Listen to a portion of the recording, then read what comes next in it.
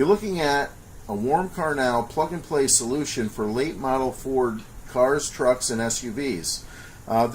This version has a parking light plug integrated in so that you can plug into the parking lights and you don't have to cut any wires doing the installation.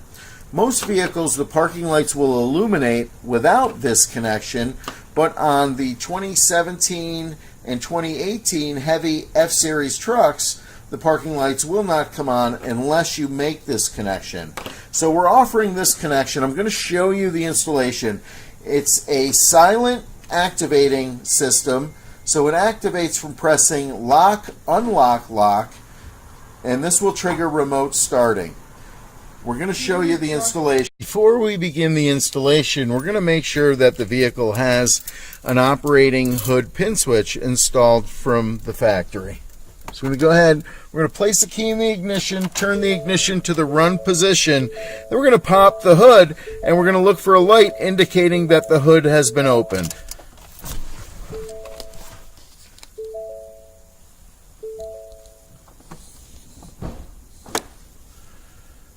Okay, so we have a hood ajar light, so we know this vehicle is equipped with a hood pin switch.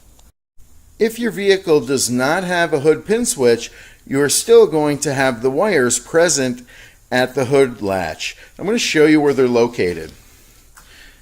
Okay, this vehicle has the pin switch. That harness down there, right down there, is the hood pin switch harness for the vehicle. So the Fortin guide shows jumping the two wires together at this pin switch if you don't have the actual pin switch installed. We're underneath the dash of our Ford F-150. We're going to go ahead and we're going to install our device. We're going to look for the diagnostic plug of the vehicle. On the back of the diagnostic plug, there is a gateway plug. We're going to press the clip and remove the plug. We're going to plug our T-harness into the back of the diagnostic plug. Going to make sure it locks in firmly. And then we're going to plug the vehicle plug that we removed from the back of the diagnostic plug into our T-harness. The device is installed and ready for programming. We're going to go ahead and we're going to program our device. We're going to begin the pairing or programming procedure. We're going to remove the 4-pin data plug from our device. We're then going to hold the program button down on our device while we plug the 4-pin data plug back into the device. When we do this, the LED lights on the front of our device are going to cycle. The first color to come on is blue. When we see the blue light, we want to release the button. If we release on any other color than blue, we'll remove the 4-pin plug and repeat the procedure. We're holding our program button down. We're plugging in our 4-pin data plug. The blue light comes on, we release the button.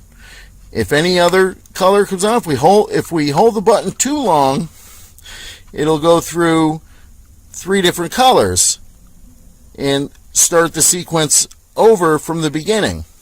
So we want to release on solid blue. We're going to take the key to the vehicle, we're going to insert it in the ignition and turn the ignition to the run position. If it's a push to start vehicle, we're going to have one key fob in the vehicle and we're going to push the push to start button to turn on the ignition. So we're going to go ahead, I'm going to place the key in the ignition and I'm going to turn the ignition to the run position. The blue light will go out. It will come back on and flash rapidly when the device programming is complete. We're now going to shut the key off and remove it from the ignition. If we have a push to start vehicle or a push button vehicle, we're now going to shut the ignition off by pushing the push to start button. From this point forward, we can start the vehicle. Outside of our vehicle, we're going to activate remote start by pressing lock, unlock, lock.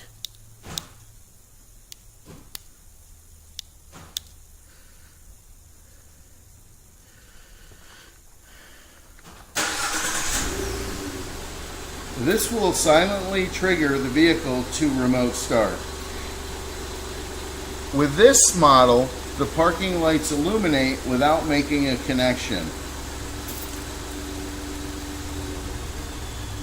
Okay, we've completed the installation. Now we're going to talk about the parking light T-harness. This is mainly used on the heavier F-Series trucks, the 250, the 350. If you don't have the parking lights connected, the lights will not illuminate upon remote start. So if you don't have this plug, you would have to cut a wire on your parking light harness or your headlight harness on the back of the switch in order to complete the parking light installation. So most of you do not want to cut that wire.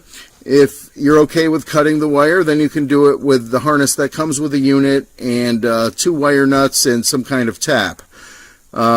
If you want the plug or you have this heavy F-Series vehicle, I'm going to show you how to install the plug. This is on a 150. The installation is the same. Disassembly is a little different on the heavier F-Series trucks. To install the parking light harness that we have set up for the Fortin system, we would drop the dash down,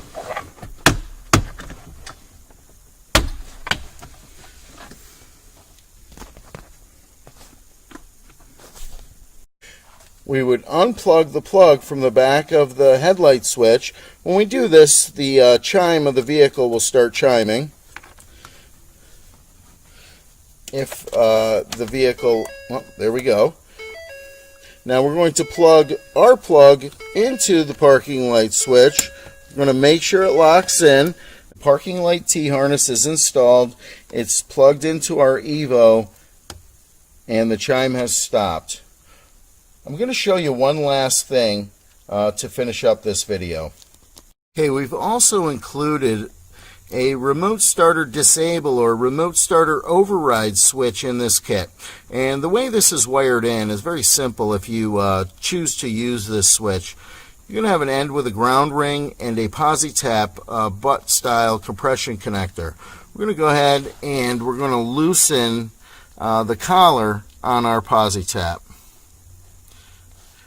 We're now going to take our blue wire from the device, the dark blue wire on our 20-pin plug. We're going to strip about 1/4 to 1/8 of an inch, or 1/8 to 1/4 off of the wire. We're going to insert it in the collar, and we're going to push it down until it bottoms out. And we're going to tighten up our collar. This is going to make our connection to our blue wire on our device. We're now going to take the ground ring and we're going to find a bare metal ground point under the dash, and we're going to attach this to that ground point. When we turn the switch on, it will put a ground on the dark blue wire, disabling remote start. It's a handy feature if you're having your oil change or you're parking it inside, and just for times you do not want to use a remote starter, it'll give you a way to shut the remote starter down.